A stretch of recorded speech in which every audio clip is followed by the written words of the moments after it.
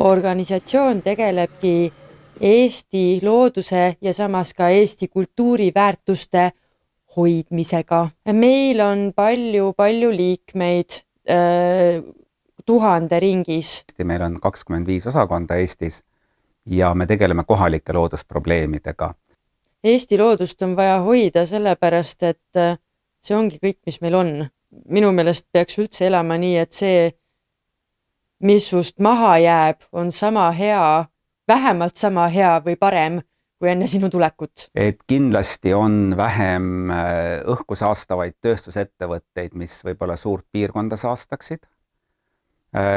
Teisalt on suurem surve keskkonnale plastprügi näol. Siin mai alguses me koristasime ala, kus juurde tulevat prügi võrreldes eelmise aastaga oli päris vähe.